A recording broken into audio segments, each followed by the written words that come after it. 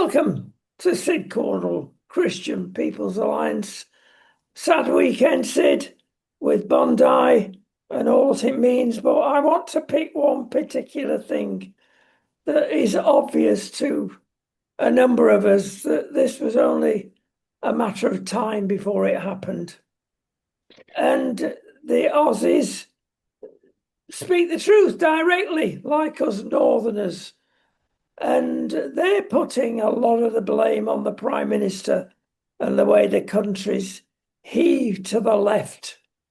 And they've just not looked at the Jewish problem. And it's the same in Britain. Well, yes, it's interesting. Israel is also blaming the Australian government because they said we warned them. And, they said, the Jewish community is in danger and, action needs to be taken. But yeah, the Australian government is one of the few countries in the world that have decided that they want to recognize a non-existent Palestinian state. And when you recognize a non-existent Palestinian state, you're recognizing what they want. And what they want is, Abbas and Hamas and all of them is from the river to the sea, which basically means wipe out Israel.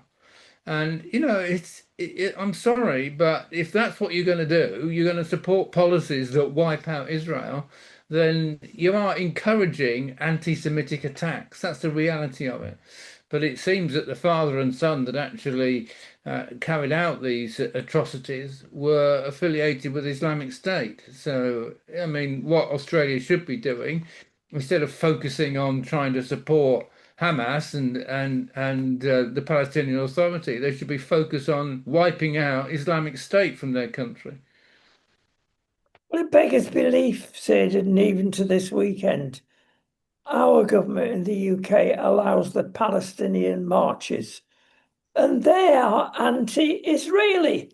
They're not pro-Palestine, they're anti-Israeli. Well, yes, but you see, what annoys me most, as I've said before, is that we've actually had this guy who is now the head of Islamic State in the world, who is a British citizen.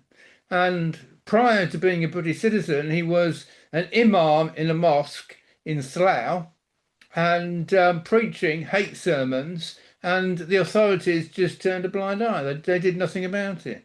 And then when he applied for British citizenship, they said, "Yeah, okay, yeah, we'll give you British citizen. You can be a British citizen, no problem, no problem."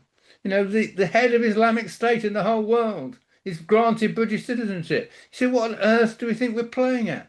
We've got nowhere near getting to grips with with what Islamic radicalism is all about and what Islamic radicalism means and what you need to do to stamp it out. We've got nowhere near. Indeed, we haven't. A subject a little bit akin to this. Tony Blair keeps coming out of his box, doesn't he? And he's been booted out of the Gaza Council. They've done it very cleverly. Oh, don't worry, Tony, the Arab states are all against you, but we'll make you an exec in this new committee we're forming. Yeah, sideways move there. The Donald doesn't always get it right, does he? No, well, I mean, Tony Blair, I guess, is who we know is somebody who focuses on spin and focuses on image and tries to create an image of somebody who is a world statesman. He's set up various bodies that, I mean, he is a one world government man, is Tony Blair. And, he'd like to be president of the whole world. It's he's gone for things. He tried to be the EU president, but they didn't want him as EU president. He tries to get himself into all sorts of different positions. But yeah, I mean, Trump wanted people on side with him that weren't American, that support his aims in Gaza. And Tony Blair came along as somebody, yeah, is apparently as well, he certainly is a former prime minister of many years in the United Kingdom. Apparently, somebody of standing and willing to stand alongside Trump. And he's like, yeah, this is the sort of person that I want on my peace committee. but I think he focused more on the image than he did the actual reality of the person. I think that's what's happened. Yeah, and Trump seems to have gone quiet this last week or so. Actually, he hasn't. He's poking behind the scenes. One of the things, of course, is his attack on Sadiq Khan. Is he really attacking his big mate Starmer? I mean, there's a smokescreen here somewhere, and Trump looks at London and says, "Wow, has that changed?" And migration has caused it. Is he getting at Starmer? Well, the thing about Trump is that he is inconsistent and he's unreliable. And he might say one thing one day, and then another day, he's happy to change his mind if he thinks that what he said is not correct. I mean, he's shown that over and over again. But you see, I think you've got to understand that when Starmer first contacted Trump when he was first in office, Starmer went to the United States with an invitation from Trump for a second state visit to the United Kingdom, which was a great honor. I mean, it's very unusual for presidents to have more than one state visit to the United Kingdom, and he welcomed the honour and came on the state visit. But he wasn't given the opportunity to address the joint houses of House of Parliament, the House of Commons, and the House of Lords, which Macron was. But nevertheless, it was a great honour to invite him over to the United Kingdom, and he behaved incredibly responsibly, of course. When he came over, he welcomed the king, he welcomed Starmer, and he referred to Starmer as his friend, and so on and so forth. But it's the right thing to do when you're in a foreign country as a guest. But that doesn't mean that he supports all Starmer's policies. And if Starmer does things that he doesn't like, he's not afraid to say, sorry, what you're doing is wrong. And what he said about immigration is yes, immigration is a danger to all European countries because what we now know, which wasn't clear to me beforehand anyway, is that what's happening is that Islamic countries are engaging in what they call the Hajj. The Hajj being emigration from their country to another country in order to spread Islam. And that is what is going on. And they are trying to take control of European countries. And sometimes, one thing I've learned from Muslims is that they're happy to make declarations. We declare that the United Kingdom is now a Muslim country. And, they make these declarations. It's nonsense. We're not a Muslim country. But they don't mind saying that. And some people that are weak-minded listen to it and think, oh, yes, yes, yes, yes, we're now a Muslim country. Isn't it terrible? We're not a Muslim country. We're a Christian country, but which the Muslims are trying to take over. And we've got to resist it with all our strength.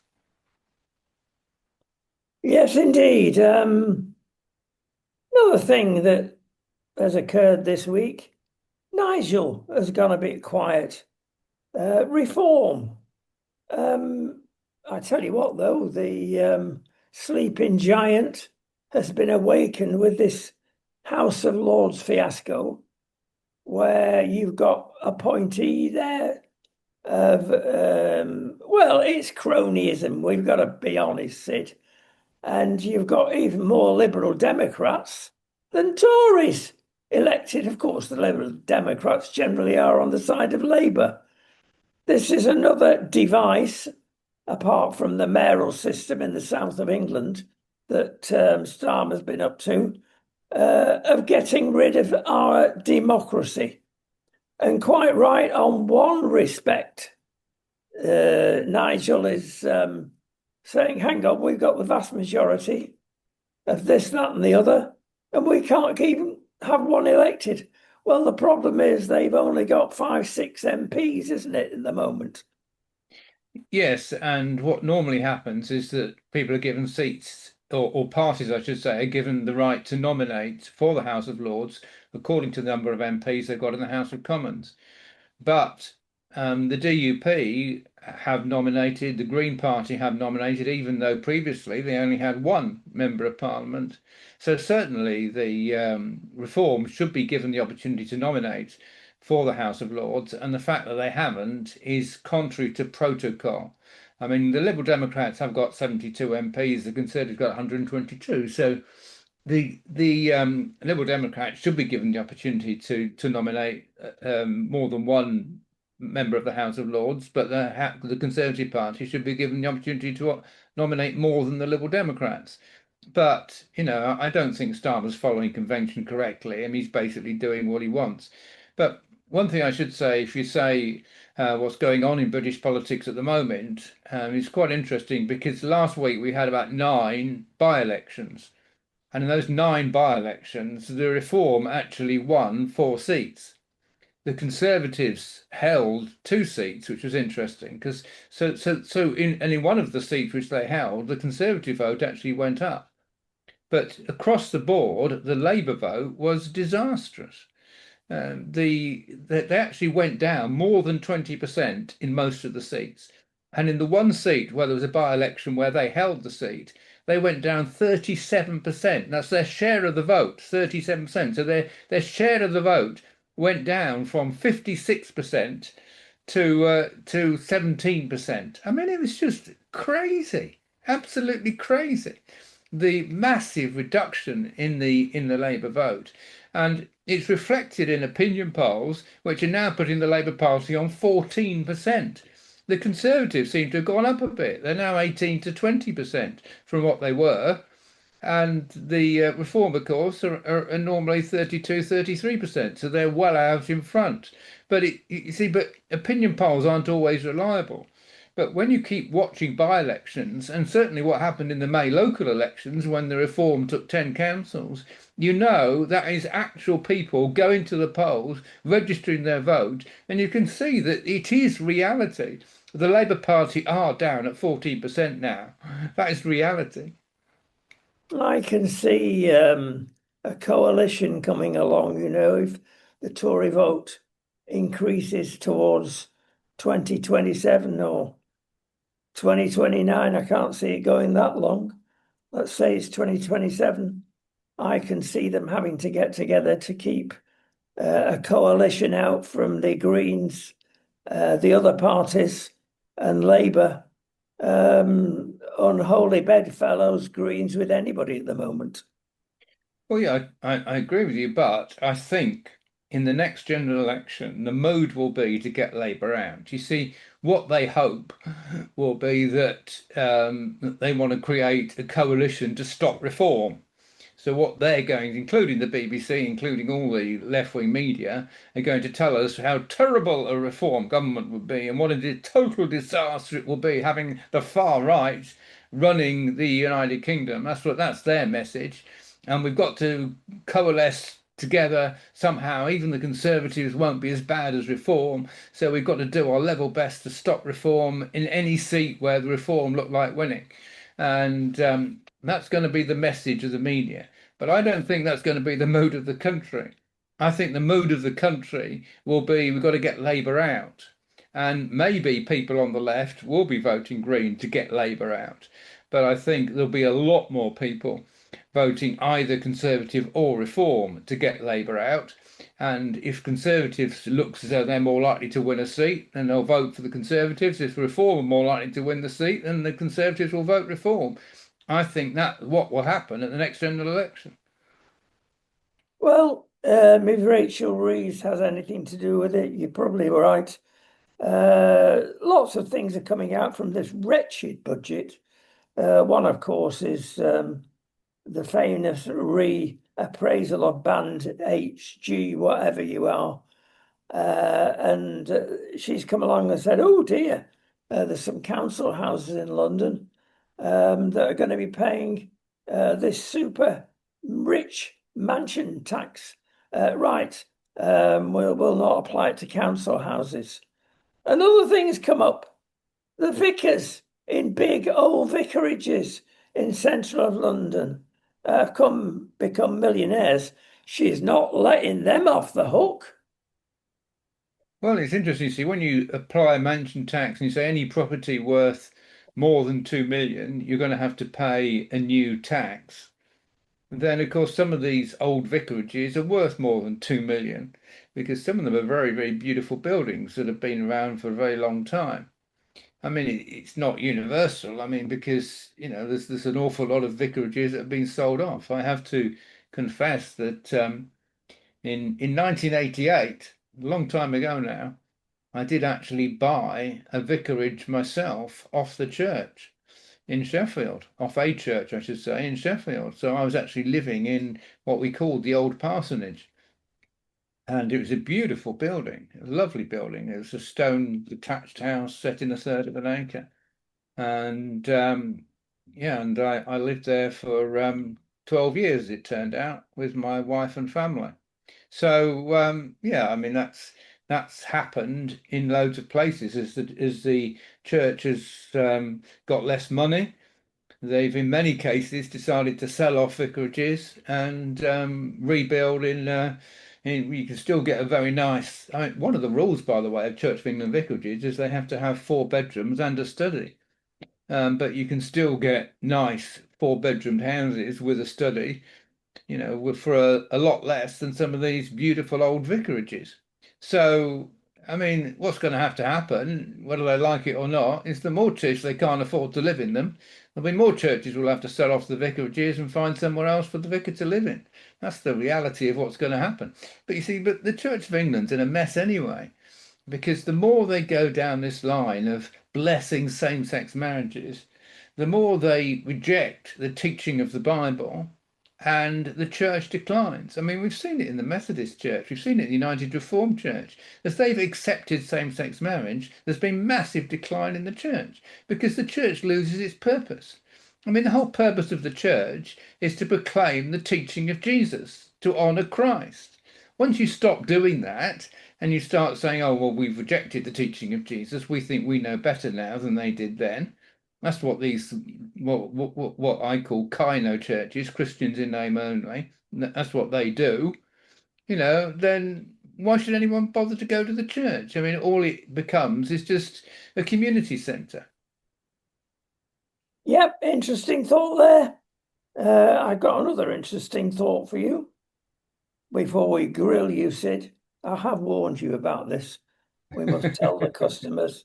Nice and easy one for you. Ease you into it. Spain have got a left-wing government in many respects. Where we're here now, it's more left-wing than Britain. But they've come out with what I see is a good idea. They've got a housing problem. And in various parts of Spain, they've been out with their banners, the local populace, like Wales. Go home, Brits, we don't want you. They soon backed down on that after 1 year because the tourism's hit rock bottom. Now they want the Brits back. They think, the politicians, it's all caused by rich Brits. Something similar, I suppose, to Wales. No, it's not, does nothing but annoy people, makes them sell properties. The local populace are not affected. Basically, the problem is there's not enough houses in Spain, in Britain. Now, Labour have abjectly failed in this. Dear old Angela, nowhere near enough houses can possibly be built. But Spain have got a way to do it. It's called Casa 47. The law is going through called Casa 47. Casa means house. 47, goodness knows why that's there, but it is. And what they've decided to do, and don't forget, Spain are very now good builders and very rapid builders, is that they've got land and there are ways and means of getting land. And they've contacted big builders and say, look, we want basic spec here. We want it rapidly. Go for it. So in other words, they're contacting the professionals who know how to build big and quickly. And they've not got the dreadful planning scourge as we have in Great Britain and other cunning means that over the years the builders have devised to sit on land. They've got rid of that. And this will work, Sid, because it's local houses for locals. Benefit of Spain, of course, they've got a darn sight more land and less population than we have in the UK. Should we do something similar? Well, the answer is to your question is I don't know, to be quite honest with you. But what I do know is that we can't just ride roughshod over all the planning rules, and we can't just build anything. You see, we made a major mistake back in the 1960s under Macmillan, when all the focus was on number of units. We've got to build housing units. We've got to get that time they were talking about getting rid of the slums, knock down the slums, build new houses. And it's all about how many units can we build in a short space of time. And basically what they built was new high-rise slums. And they only lasted about 20 years. And 20 years later, they're then having to demolish all these massive number of units that they built because they were just poor quality and people don't want to just live in a concrete jungle, frankly. What we're doing now is basically building nice houses. And even where we're building skyscrapers, flats by railway stations, I've seen them. I've seen them at Canning Town. I've seen them at Tottenham Hale. They're building a lot of houses there, high-rise houses, but they are beautiful houses. I mean, beautiful flats, I should say. Sorry, where they'll have somebody on reception. The people that buy the flats have got to, they're not cheap, but they are very nice. They're very pleasant. They've normally got some nice facilities as well. They've have a swimming pool, have a gym on site, and they're good quality. And what we need to do, by the way, is understand you have to build close to railway stations. There has to be infrastructure in place. Because if all you do is just build on countryside, and you haven't got the roads, you haven't got the water and the sewerage systems properly in place, and you just find you've just made a whole mess, frankly. So, and everything just nobody can get around, everything becomes overloaded. So you've got to build in the right place and you've got to build the right quality. And I think by and large we are. I mean, what's going on in Spain, I can't really comment because I don't know. But I do know that riding roughshod over planning rules is not the answer. Okay, let's put a crash helmet on you now, Sid. And we're near Christmas, so we'll have 12 days of porcupines instead of the usual name for this time of the year. And the porcupines are coming from Starmer stroke Reeves. And I'm going to give you the 12 days of Christmas. Yes. Number one, there was a lie, and I repeat the word lie, that the budget didn't break the manifesto.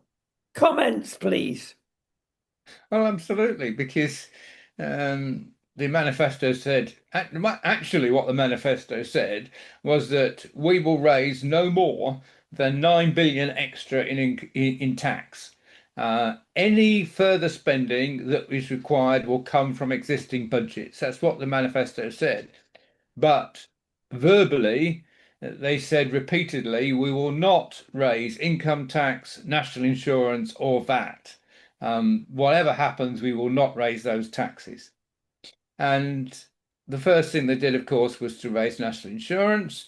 They raised employers' national insurance, and they said, "Oh well, no, we didn't. When we said we wouldn't raise national insurance, what we meant was employees' national insurance, not employers' national insurance." That's not what they said, but that's what that was their excuse. That then this time round, they've put a further freeze on tax thresholds. That is, in real terms, increase in tax. And a lot more people are being brought into tax because of that freeze. So, I'm sorry, but in effect, they've raised income tax for everyone. And some of the people worst affected, I'm afraid, are people that are going to be brought into the 40% tax bracket because there's been no increase for several years on the threshold for the 40% tax band, which now kicks in at about 55,000, including the tax threshold. So it's there's a lot of people earning more than that are going to be brought into 40% tax because of this budget. Even doctors, nurses, and school teachers, their own voters, will be brought in. Yeah. Right, number two, the second lie. The black hole, the famous black hole of 30 billion prior to the budget, didn't exist. Well, yes, and we now know that. I mean, what they tried to talk about, which they did talk about, which was true, was that the productivity improvements are less than expected, and that meant a lower income. But they also had higher income come in October, partly because of their increases in national insurance, but also because of their wage rises, because all their wage rises meant those people given the wage rises paid more tax. So, because of higher wage rises, that meant higher tax receipts. So, the actual situation prior to the budget was that Rachel Reeves had a 4.2 billion surplus, and she said she had a 30 billion black hole. What she said was frankly false. False. Right, number three, lie. Pubs will perhaps face a 4% increase in costs, perhaps. Um, the business rates I'm thinking about here, Sid.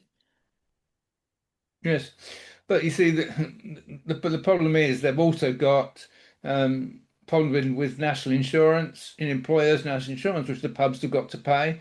They've also got the problem of the increase in the national minimum wage, which hasn't cost the government anything, but it will cost pubs because a lot of people working behind bars are students and young people that are paid relatively modest wages, but they're happy to do that sort of work because it gives them a bit of extra pocket money, especially around Christmas. They're not studying, so they can come and work in the pub and earn a little bit of extra money.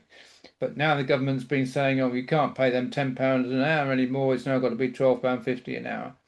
And obviously, that's a big extra cost for the pubs. So the cost of the pubs have gone up in other ways, not just in the increase in the council tax. Number four, lie. Energy bills have gone down, they say. What? Well, you see, what they've done there is that they've removed the green levy and put that on in different ways. And they've said because we've removed the green levy, that will lead to £150 reduction in energy bills. But the reality is that up to now, there's been £183 increase in energy bills.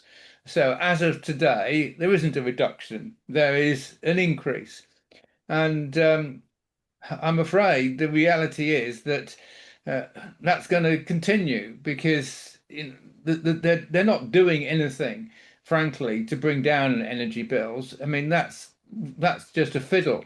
But you see, what we were promised prior to the general election was that energy bills would be coming down £900 because we would be moving from expensive gas to cheap wind. But they've now found that wind isn't cheap. One of the reasons, by the way, is simply because these windmills don't last that many years. I mean, some only last for 15 years, but they last at the most 20 to 25 years. So then you've got to replace all these windmills that you've built, and you find that the cost of replacing them is actually quite considerable. So wind power doesn't just bring down bills, as we were promised it would. Yeah, promises, promises. Number five, lie. Teacher numbers have actually gone up. Well, well, they haven't. I mean, the actual total number of teachers employed in the UK is now 400 less than it was when Labour came into office. So, I mean, you see, what Starmer said is, oh, we're going to increase teacher numbers. Well, they haven't.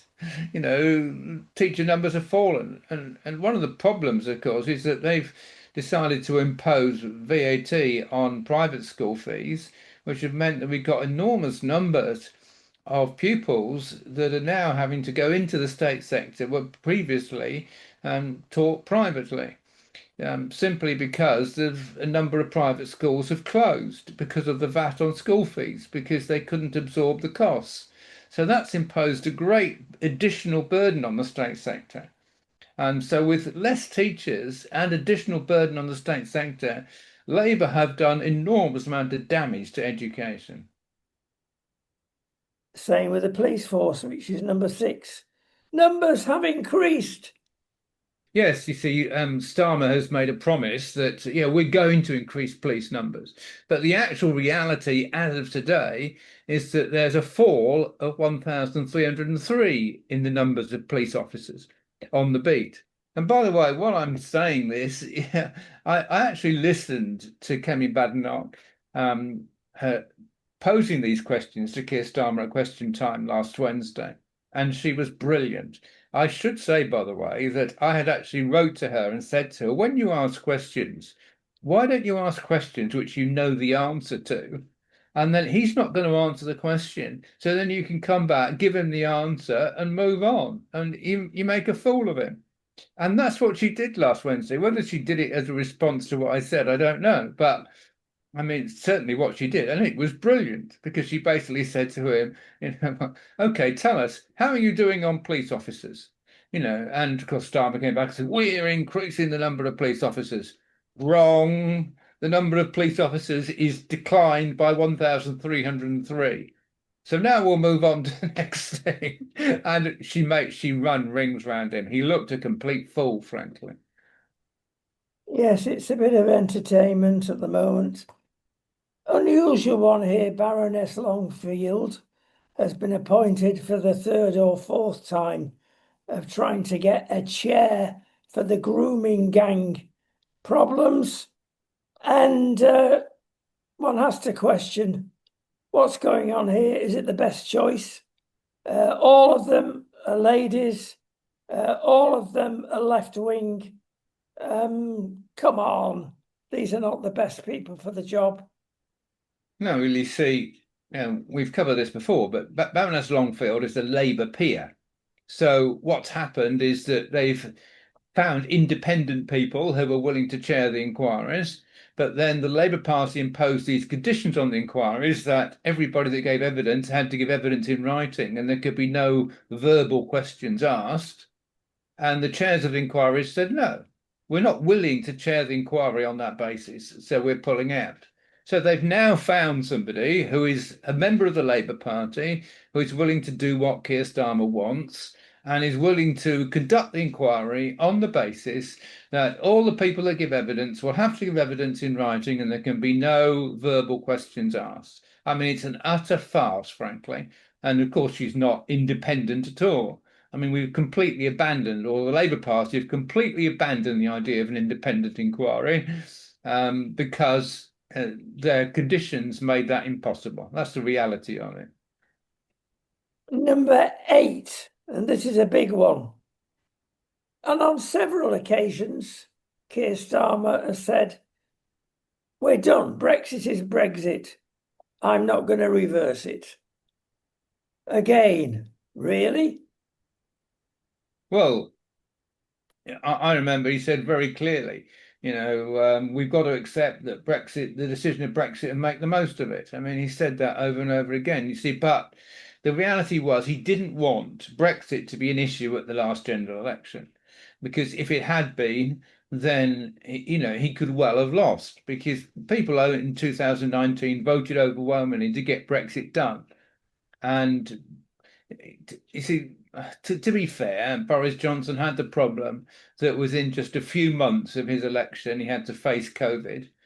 And that was then a massive issue. So he couldn't really properly address the Brexit issue as he wanted to and make radical decisions. So I don't blame Boris Johnson, but the fact is that we didn't get Brexit done in any way, shape, or form as it should have been. And as I've said before, what we should have done is just left the EU with no deal and imposed tariffs on the EU because we've got a massive deficit in trade with the EU. And if we'd imposed tariffs on the trade, then that would have put things right, as Trump has shown. It can be done with great effect. where you've got a big trade imbalance. I mean, if you haven't got a trade imbalance, you don't want to impose tariffs, but if you have, you do, in order to restore the balance in trade. But anyway, that's what we should have done. But as Starmer said over and again, we've got to accept Brexit. We've got to make the most of it. Now he's come into power. All of a sudden, he's rewriting the Brexit agreement, and now he's even talking about joining the customs union, which he actually said was a red line. He would never rejoin the customs union. I mean, frankly, he's doing things he's got no democratic mandate for whatsoever. Many things, if you look at them. Number 9, Labour promised, Starmer promised, lower bus fares, cheaper bus fares. Again, nothing. Well, the truth is that the Conservatives froze bus fares at £2, and the Labour Party have put them up to £3. The bus fares are now frozen at £3. I mean, whether that's a good policy or bad policy, I don't know. But what is clear is that the Labour Party have increased bus fares by 50%. They've certainly not reduced them. Number 10, we are a government of public service. Well, if we dig down to what that really means, we shouldn't be having ID cards as an example. Well, I mean, it's just nonsense, isn't it? I mean, we've already talked about education and how the harm the Labour Party have done to education. I mean, they are putting a lot of money into the National Health Service, but they're not dealing with the main problem. The main problem is that people can't get GP appointments, so they're all going to accident and emergency centres in hospitals because they can't get GP appointments. And that's what we need to put right. And we could put it right if we went back to the 1990s GP fund holding. But they haven't changed the system. They just put more money into it. And it's quite interesting that they actually boasted, oh, we've got an extra 5 million appointments, and how well we've done. And Kemi Badenoch in Prime Minister's question came back and said, well, in the last year, last Conservative government, we got an extra 6.5 million appointments. So you're not doing as well as we did. I mean, the actual reality of what the Labour Party is doing is totally different from their rhetoric. Welfare spending and poverty reduced. Well, that's obviously nonsense. I mean, it's actually gone up by 80 billion. But frankly, I don't think that our primary focus should be on cutting welfare spending. I think our primary focus should be on cutting red tape, cutting quangos, which, as I've said before, are now costing us 253 billion a year. I mean, if we just focus on professional standards, which is what these quangos should be focusing on, which you can see from things like the Financial Conduct Authority, you can see from whatever area you talk about. We need quangos focusing on professional standards. We don't need all this net zero task force and jet zero task force and goodness. I mean, they've set up 28 new quangos, 7 of which are environment quangos. Just scrap the lot, frankly. And that's what we should be focusing on. We save all those billions and we can afford the welfare bill. A lot of people agree with you with Quango, Sid, but they won't agree with you with not cutting benefits. It's absurd when non-foreign born people are coming into the country and claiming twice as much as indigenous people. Have lived here for years. Yeah, but you see, but that's a different issue. I mean, to me, that's not just an issue of cutting the welfare bill. That's addressing the issue of who is rightfully claiming benefits. And absolutely, we believe that anyone that's come here illegally should not be entitled to benefits ever, frankly. I mean, even if they've been here for 10 years, if they come here illegally, they shouldn't be entitled to benefits. If they can come here and work, that's a different matter. But coming here and claiming benefits, it just doesn't wash with me, frankly. I mean, that's part of our policy. No benefits to be paid to people that come here illegally. 12th day of Christmas. Well, they've still got time to go back on this, but it doesn't look like it. Labour to end the doctors' strikes. Well, the reality, of course, is that strikes are continuing. But you see, they're when they ended the doctor's strike, what they should have done is impose conditions for the extra pay. In other words, which the conditions should have been either you work longer hours or you work more unsociable hours without being paid for them or whatever. I mean, they've got to get something extra for their extra money. But instead of that, instead of negotiating some improved terms, improved productivity for the pay, they just paid them, with no improvement in productivity or no improvement in working practices.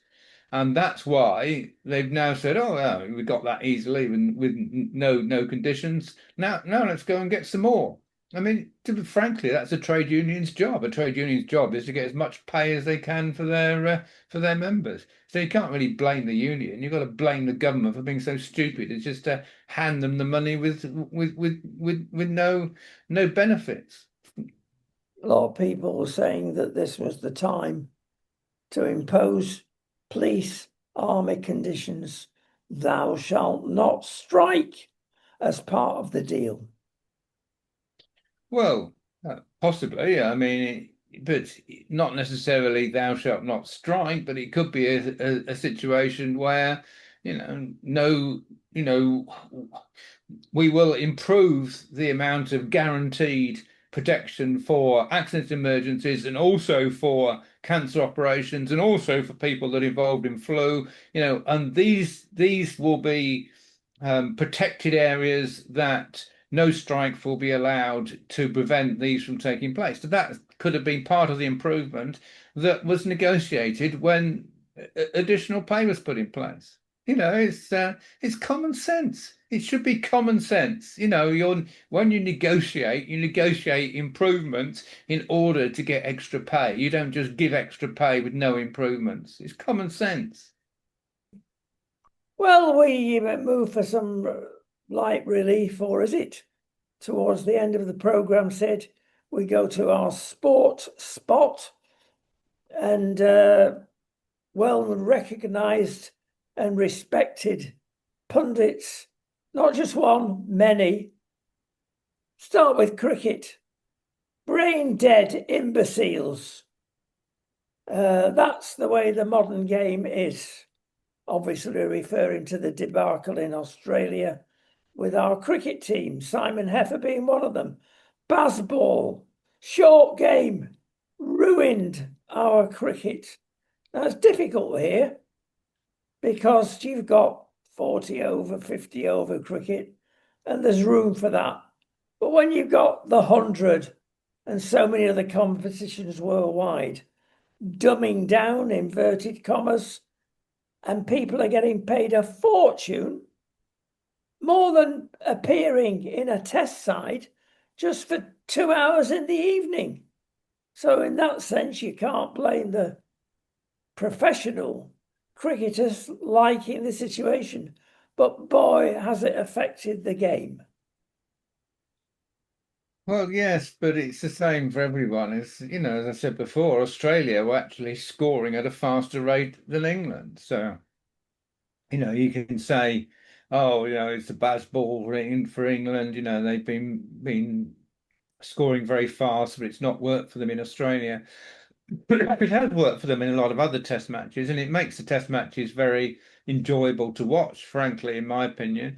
But obviously, the first two matches they lost. But that second match, I mean, Root scored a century. England played quite well and fought quite hard, but they just weren't good enough in Australia for some reason. I've yet to be convinced, Sid, but there we go. Something interesting and akin, if you wish, was an interview this weekend with Paul Parker, ex-Man U fullback.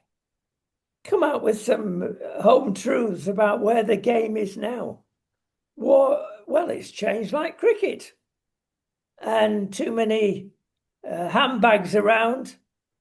He's actually stated that the reaction on the football field is disgraceful, writhing around. If that had happened when, as an example, Man U were in their pump, and Roy Keane was on the pitch, he'd make sure they were injured by doing something unseemly on the pitch if they tried that one. Equally so, Eric Cantona, he was attacked on many occasions by ridiculous attempts to foul him. And what did he do? He fluffs the collar up and moves on arrogantly. How the game has changed. Well, I'm sorry to say this, but I think it's a lot worse in Spain than it is in England. But a lot of this, I'm afraid, has come from the continent, where people are, I've watched Italian games and as well as Spanish games where players just writhing around in agony and they haven't been touched. And I South America, Sid, don't forget them. in South America. So it's not just England, but I do think that with the advent of cameras watching the game so carefully, I mean, if they do something like that and claim a penalty, then it's going to go to VAR. They're going to look at it, and if VAR says no, that player wasn't touched, they just fell over or writhing around in agony to get a penalty, the player will be booked and could be sent off for what they've done. So it's not all one way. And I think these days, it's like players know when they score a goal, it's going to go to VAR. So they've got to make sure that everything is clean in the run up to the goal, because if everything isn't clean, if the goalkeeper's fouled in the run up to the goal is ruled out. If there's an offside in the run up to the goal is ruled out.